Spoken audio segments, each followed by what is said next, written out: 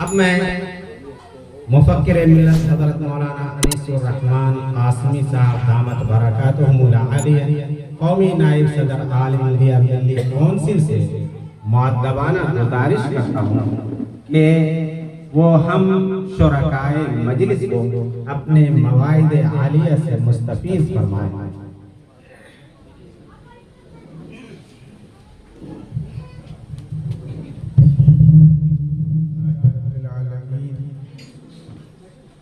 वस्सलातु वस्सलामु अला सय्यिदिल मुरसलीन व अला आलिहि व अस्हाबिहि अजमईन। क़ाल रसूलुल्लाह सल्लल्लाहु अलैहि वसल्लम तलबुल इल्म फरीज़तुन अला कुल्लि मुस्लिम। हज़रात, आज का ये दिन तारीखी है। एक तो तारीखी दिन वो था जिस दिन इस मदरसे की बुनियाद रखी गई, जामिया तैयबा लिल बनात। और आज तारीखी दिन है कि जिस मकसद के लिए इस जामिया की बुनियाद रखी गई,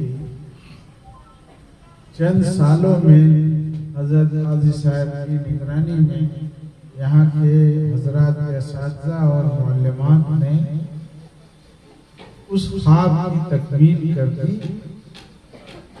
बुखारी शरीफ की तालीम का मतलब ये होता है कि दरसे निज़ामी में जो हमारे हिंदुस्तानी मदरसों का निसाब है, उसमें फजीलत का आखिरी साल ये हदीस की किताबों का साथ होता है।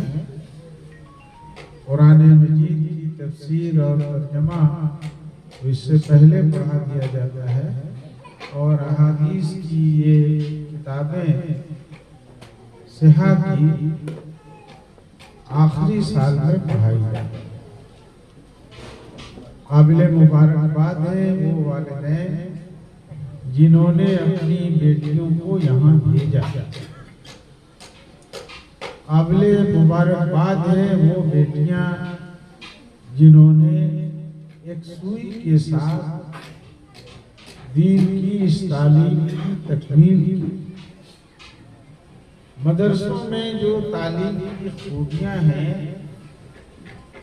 दो खूबी ऐसी है कि ये खूबियां दोनों दूसरे इदारों में नहीं मिलती, और हिंदुस्तानी मदारिस की यही खूबियां हैं कि ये बेसरो सामानी के बावजूद इनके यहाँ रिहाइश का पूरे हिंदुस्तान के मदारिस का जायजा लीजिए तो शायद चंद मदारिस ऐसे मिलेंगे जिनके यहाँ मेयारी अच्छे यूनिवर्सिटियों के मेयार के मुताबिक रिहाइश का नज़्म हो,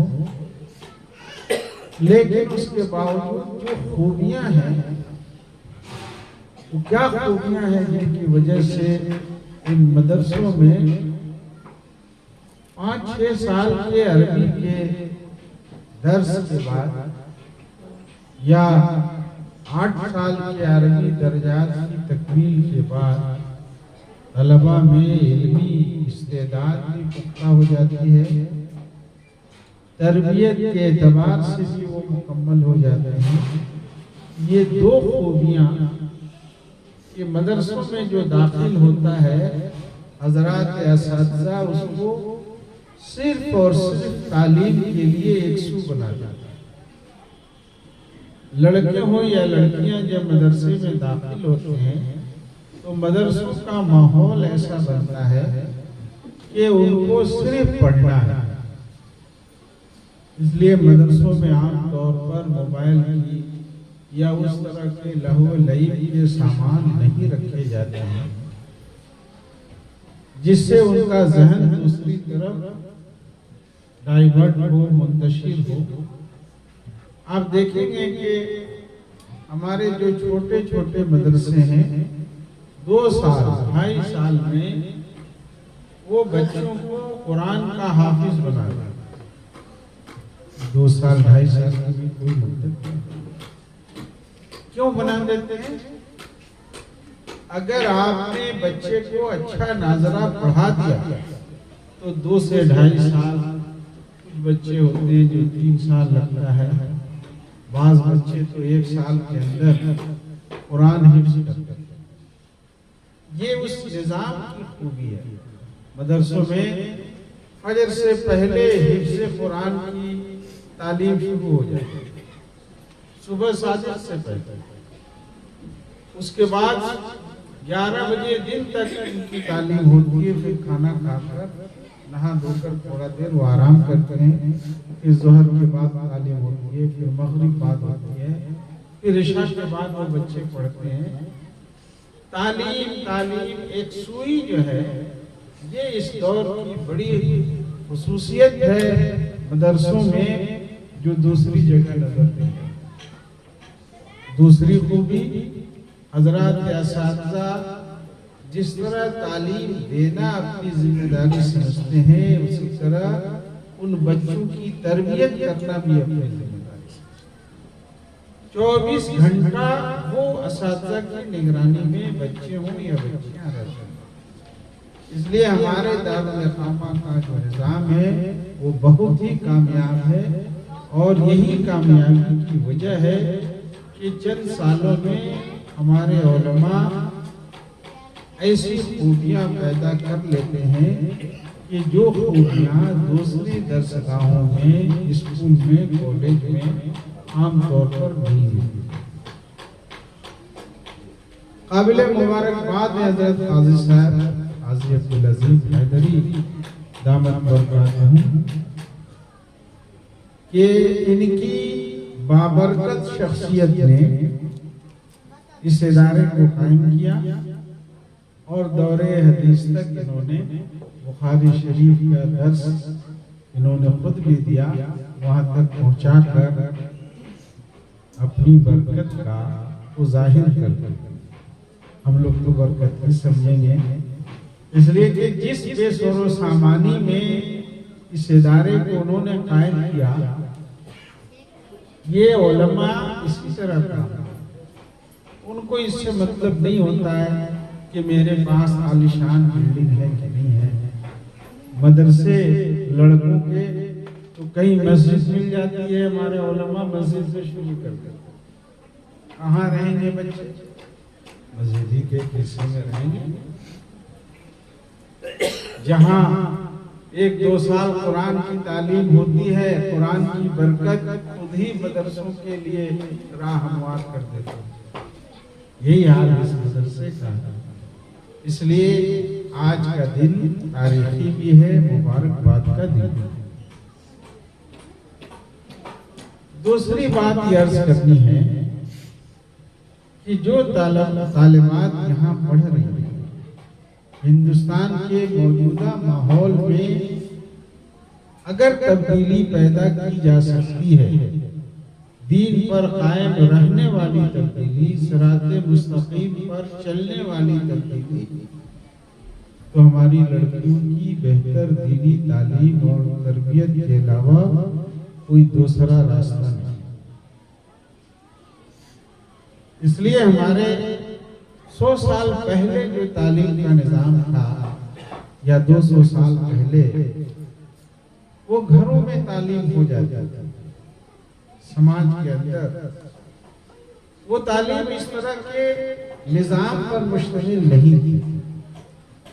लेकिन अब जो हिंदुस्तान का या दुनिया का माहौल बना है, उनमें हमारी लड़कियों की, ख़वातीन की दीनी तालीम और तरबियत, तालीम और तरबियत का मरकज़ सिर्फ मदरसा है। घरों में हमारे यहाँ जैसी तरबियत होनी चाहिए, वालिदैन या तो वाकिफ नहीं है, या कदीम ज़माने की जो हमारी ख़वातीन थी, नई नस्ल ने उन पुरानी बुजुर्ग ख़वातीन की तरबियत के अंदाज को अख्तियार नहीं किया, जिसकी वजह से वो तरीक़ा जो हमारे माशरे की हिफाजत का था, दीन के रास्ते पर चलने का था, उसमें खलल पैदा कर दिया है। इसलिए मैं आपसे गुजारिश करूंगा कि हर बच्ची को इस तरह के तालीम गाहों में भेजिए, चाहे चंद ही साल सही, लेकिन भेजकर उसकी बुनियाद को तालीम और तरबियत के लिहाज से सही रास्ते पर डाल दें। यही हाल मदरसों के बारे में है कि मदरसों में आपकी तवज्जो होनी चाहिए, चाहे लड़कियों के मदरसे हों या लड़कों के। तालीम के और तरबियत का जो निज़ाम वहाँ चल रहा है उसको और मुस्तहकम बनाने की ज़रूरत है। असातिज़ा अगर मालियात की तरफ से मुतमईन होंगे कि आप हज़रात मदरसे में जाकर ताउन पेश करेंगे, तो वो पूरी यकसुई के साथ तालीम और तरबियत का काम अंजाम देंगे। एक दिन भी अगर उनकी तरबियत और तालीम का नागा होता है तो हमारे तलबा और तालिबात का ये बड़ा नुकसान होता है। इसलिए मदरसे के मुअल्लिम हमेशा फिक्र में रहते हैं कि हमारे असातिज़ा तालीम के दिनों में किसी भी तरह के चंदे वगैरह के कामों में न जाएं। गरचे मजबूरियां उनको, चाहे फसली वसूली का ज़माना हो, रमज़ान में तो मदरसे बंद रहते हैं तो तालीम का वो नुकसान नहीं होता है। इसलिए आप हज़रात को, उम्मत के असहाब को इस तरफ तवज्जो देनी चाहिए। हमारे मदरसों की, इस जामिया की ज़ाहिरी हालत को भी बेहतर होना चाहिए, बातिनी हालत तो बेहतर है ही। तीसरी बात ये अर्ज करनी है कि हमारा मुल्क जिस रास्ते पे जा रहा है वो लादीनियत का रास्ता है। सेकुलरिज्म और जमहूरियत के नाम पे सारी दुनिया में एक लहर पैदा हुई कि जब मालिक हम हैं हुकूमत के, इंसाफ के, तो मेरी मर्जी चाहिए। अल्लाह ने क्या कहा, रसूल ने क्या कहा, किसी धर्म में क्या लिखा है, वो उसको अहमियत है। इसलिए दुनिया के निज़ाम में बड़ी तब्दीलियां आई हैं। मदरसों के ऊपर शिकंजे कसे जा रहे हैं तालीम पे। यूरोप, अमेरिका, यहाँ तक के पाकिस्तान वगैरह में वो तरीके नाफिज हो चुके हैं। वहाँ उलमा ने हमारे यहाँ असरी तालीम को भी अख्तियार किया मदरसों में, चाहे कनाडा में हो, अमेरिका में हो, यूरोप के मुल्कों में हो, कि वो मैट्रिक तक या कहीं इंटर तक का है, वो तालीम अपने मदरसों में उसके साथ देने के साथ साथ वो मैट्रिक भी पास करवा देते हैं, ताकि जो असल मकसद है दीन का उसमें कहीं से कमजोरी नहीं आवे, उस पर पाबंदी नहीं लगे। इसलिए हमारे यहाँ भी आहिस्ता आहिस्ता ये तरीके राइज किए जा रहे हैं और हमारे उलमा को, दीन के काम करने वालों को इससे गफलत नहीं बरतनी चाहिए। हमें दीन पर चलना भी सारी दुनिया की तरह यहाँ भी मुश्किल बनाया जा रहा है। हमें ये नहीं समझना चाहिए कि फलां हुकूमत है इसलिए ऐसा है। हाँ, बाज़ दफा हुकूमतें लादीनियत के निज़ाम को किसी खास मकसद से जल्दी लागू करते हैं, लेकिन हम देखते हैं कि पूरे मुल्क की अदालतें, खास तौर पर पर्सनल लॉ हो या दूसरे कानून हो, उनको वो खत्म करते जाते हैं दूसरे कानून के नाम पर, चाइल्ड के हुकूक के नाम पर, औरतों के हुकूक के नाम पर, इंसान की आज़ादी के नाम पर। दस्तूर ने 1930 में हिंदुस्तान के लोगों को शरीयत पर चलने की, अपने कल्चर और ज़बान की हिफाजत की जो जिम्मेदारी है, अगर इसकी आवाज़ उठना कम हो गई, अगर हम लोग खामोश बैठ गए, तो वो जो तबका है आहिस्ता आहिस्ता इनके ऊपर कलम चला।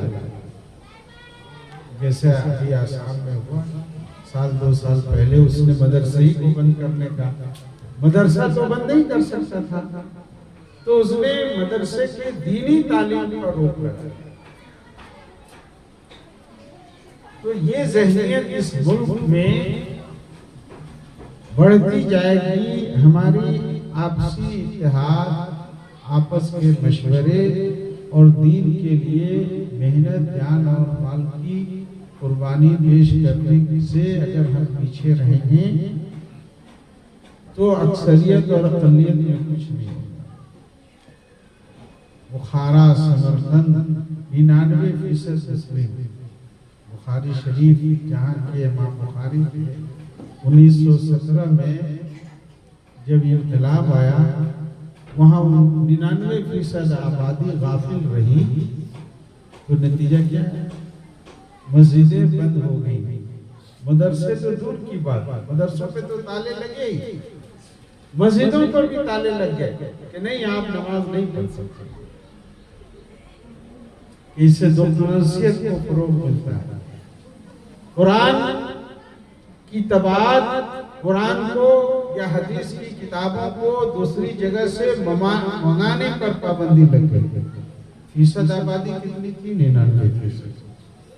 हजरत अमीर शरीयत मौलाना रहमानी रहमतुल्लाह अलैह 1977 के बाद जब वहाँ गए थे रूस, उस खित्ते में वहाँ के मुफ्ती थे बाबा कानून, उनकी दावत पे तो मास्को में ठहरे ये लोग एक दिन। तो उनकी ख्वाहिश हुई कि कोई मस्जिद तो खुली हुई हो जहाँ हम जाकर देखें, नमाज पढ़ें, लोगों से पूछें। तो बहरहाल वो एक तरह से वहाँ की औकाफ की वजारत की तरफ से मेहमान भी थे, तो उनकी ख्वाहिश का एहतराम किया गया और होटल से गाइड की मदद से उस मस्जिद तक पहुँचाया गया। एक छोटी सी मस्जिद बाकी रखी थी उन्होंने, वही नमाज दुनिया भर के सफरखाने हैं, तो आप हमको तो नमाज पढ़ने से, जुमा की नमाज से नहीं रोक सकते। तो हजरत ने कहा कि मैं गया वहाँ, तो असर का वक्त था और नमाज के लिए देखा कि 1-2 अधेड़ उम्र के लोग वहाँ बैठे हुए हैं। फिर अजान हुई, चंद लोग और आए। हजरत अमीर शरीयत को आप हजरात ने देखा होगा, अपने कद के एतबार से, लिबास के, हैत के एतबार से जाहिर है वो लोग वाकिफ थे कि हमारे मजहबी पेशवा इस तरह होते हैं। तो उन्होंने इनसे गुजारिश की कि आप नमाज पढ़ो। असर की इन्होंने माजरत की। क्यों माजरत की? इसलिए कि ये मुसाफिर थे, वो भी हनफी मसलक के लोग थे, ये भी थे, और हनफी मसलक में मुसाफिर इमाम अगर बनेगा तो 4 रकात की नमाज 2 पढ़ाएगा और बाकी लोग 2 रकात पूरी करेंगे। तो हजरत ने मना फरमाया कि पता नहीं इन लोगों को मसला मालूम नहीं। 1917 के बाद तो यहाँ दीनी तालीम बंद है, मदरसे बंद है, मस्जिदों के ताले लग गए हैं। तो उनमें से एक शख्स ने कहा कि हमें मसला मालूम है, नमाज पढ़ा दी। नमाज पढ़ाने के बाद पूछा कि तुम्हें ये मसला कैसे मालूम, कहाँ से सीखा? तो उसने कहा कि मेरी दादी खाने में हमें सिखाता था।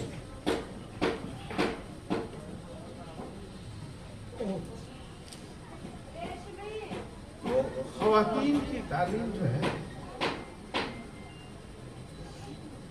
दीन को जिंदा रखती है।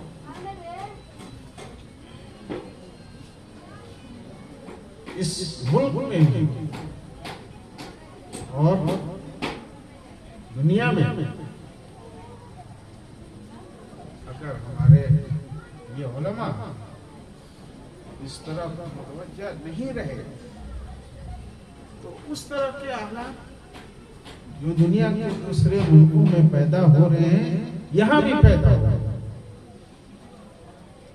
आप जानते हैं कि इस मुल्क में मीडिया पर लोगों का कब्जा हो गया है, जो 10 साल पहले नहीं था। 10 साल पहले पूरी रियायत थी। तो आपके घरों में आपके नई नस्ल तक कौन बात है? जो वो चाहेंगे वो पहुंचे। हक बात कुछ भी हो, वो जो कहेंगे वही बात लोगों तक पहुंचेगी। हुकूमत जो कहेगी उसी के मुताबिक स्कूल में कॉलेजों में अमल होगा। ऐसे वक्त के लिए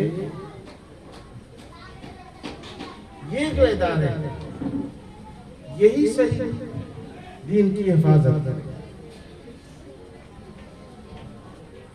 आप देख रहे हैं म्यांमार में क्या हुआ चंद साल पहले। क्या हुआ? क्यों लाखों लोग वहां से भाग गए, छोड़ के जान बचा के। वाकयात एक दिन में नहीं बदलते। ये कहना कि अचानक कोई काम बात हो जाती है, ऐसे नहीं होता। हालात बहुत दिनों से, बरसों से खराब होते हैं। उलमा अगर आपको आवाज देंगे, आप एक कान से सुनेंगे, दूसरे कान से निकाल देंगे, तो वही हुई। फलस्तीन में क्या हुआ? फलस्तीन में तो अक्सरियत थी मुसलमानों की, काबिज हो गया उस जमीन के ऊपर। पिछले 50-60 सालों में कैसे वहां के जमींदारों को निकाल बाहर किया गया। फलस्तीन के मस्जिद अक्सा के सैकड़ों किलोमीटर के एरिया पर कब्जा करके वहां के बाशिंदों को हटा दिया, किनारे भेज दिया।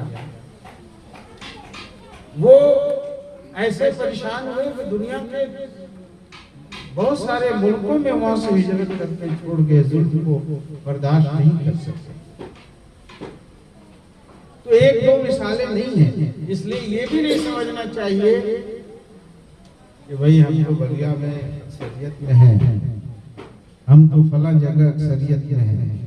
नहीं, हालात का जायजा लेते रहना चाहिए, मशवरे करते रहना चाहिए, और मशवरों में नाजुक हालात को भी सोचना चाहिए।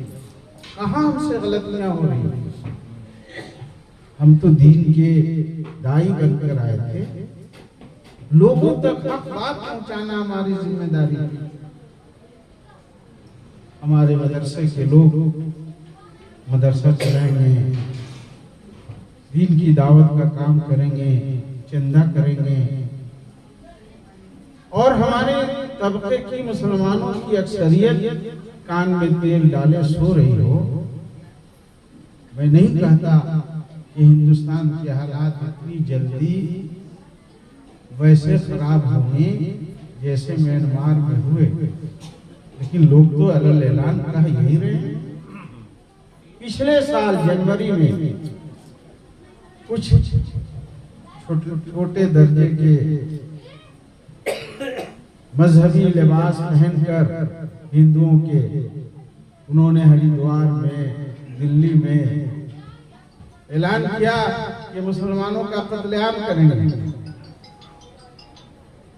2-3 जलसों में उन्होंने तकरीरें की और मीडिया ने पूरे मुल्क पर इस तरह उसको इशार की कि बेगूसराय में बैठे मुसलमान कांपने लगे। क्या हुआ? हालांकि वो सब जो है दूसरे दर्जे के लोग थे। क्यों ऐसा हुआ? क्योंकि बुज़दिली आपके अंदर आ गई है। हालात का तजिया आप नहीं कर रहे हैं, आप उस शख्स को जाकर पकड़ नहीं रहे हैं। हमसे लोगों ने कहा कि भाई यहाँ का कानून है, यहाँ हुकूमत है, क्यों नहीं अगर आपकी जमीन पर कब्जा हो रहा है तो थाने और एसपी और डीएसपी की यहाँ दिन रात एक कर देते, और एक शख्स पूरी उम्मत के खिलाफ जो है बदजबानी कर रहा है, कानून के खिलाफ वर्जी कर रहा है। और दिल्ली पुलिस कमिश्नर पर 150 लोगों ने भी जाकर धावा नहीं बोला। नहीं बोलिएगा, यही हाल होगा। क्योंकि आप खुद गर्जियों में मुब्तला हैं। आपको अपनी जमीन, हालांकि ये जमीन किसी भी कौम की हमेशा रही नहीं, इस जमीन से मोहब्बत है, आपको अपनी कारोबार से मोहब्बत है। हमसे लोगों ने कहा, हमने कहा कि अच्छा हम खुद जाते हैं। हम यहाँ से मार्च के पहली मार्च को निकले कि देखें कि हिंदुओं में कहां से हमारे खिलाफ मुखालफत है। आसाम में गया, वहां से बंगाल गया, वहां से हैदराबाद गया, वहां से बंगलौर होके चेन्नई तक गया, फिर बम्बई गया कि मुल्क के मजहबी लोग जो आचार्य के दर्जे के होते हैं उनसे बात करके देखना चाहिए ना। उनसे बातें की, उनके बयानात को अखबार में दिए। हुकूमत के में सुप्रीम कोर्ट में लोगों ने केस दिए, वो मामला दबा। तो एक तो बुज़दिली छोड़िए और मिल्लत के कामों को अपना ज़ाती काम बनाइए। ये नहीं कि काजी अब्दुल अजीज साहब ये मदरसा कायम किए हुए तो हो जाए। मौजूदा दुनिया के जो हालात हैं उनमें रोजाना कुछ तो 10-20 मिनट आप भी गौर कीजिए, कुछ तो गौर कीजिए इस उम्मत के बारे में, अपने कौम के बारे में, अपने इलाके के बारे में। बलिया के रहने वाले लोग बलिया ही के बारे में भी तो गौर करें, बेगूसराय के बारे में कि हमारी तहजीब का क्या हाल है, मस्जिदों में आबादी है कि नहीं, दीन की समझ है कि नहीं। अगर सिर्फ सूरह फातिहा की 7 आयतों को ही समझ लीजिए और रोजाना उस पर गौर कीजिए तो भी आपके सही रास्ते पर चलने के लिए काफी है। मैं तफसील में नहीं जाके, जो असल काम है वो होगा। मैं सिर्फ इतना कहूँगा कि सूरह फातिहा की 7 आयतों पर गौर करने की आदत डालिए। उलमा से भी कहूँगा, मुफ्तियान से भी कहूँगा, आप सब से। हिंदुस्तान में अहादीस पर गौर करना, पढ़ना, अगर ये मदरसे नहीं होते तो और भी बुरा हाल है। तबलीगी जमात की बरकत से मस्जिदों में हदीस की किताब सुनाई जाती है, लेकिन किसी भी मस्जिद से आप पूछिए, 25 साल 30 साल से आप बैठ रहे होंगे, कोई एक हदीस भी सुनाई नहीं आपको याद नहीं। इसलिए कि आप उस किताब की और कौले रसूल की अजमत को दिल में रखे ही हुए। 5 रुपए की बात होती है तो जिंदगी भर आपको याद आती है, और 30 साल से फज़ाइल अमाल सुन रहे हैं, उसकी 5 हदीसें भी याद आती हैं। आपने तो पैसों को अहमियत दी है, हम अपने आप को कितने दिन तक धोखे में डालें। कुरान की आयतें नहीं याद, पैसे को याद है, जमीन जायदाद का इकट्ठा है कहाँ है वो सब याद है। अपनी हालत पर गौर कीजिए, अपनी इस्लाह की कोशिश कीजिए। वाक़िअ दावाना अल्हम्दुलिल्लाहि रब्बिल आलमीन व सल्लल्लाहु अला खैर खल्क़िही मुहम्मदिन व अला आलिहि व सल्लम।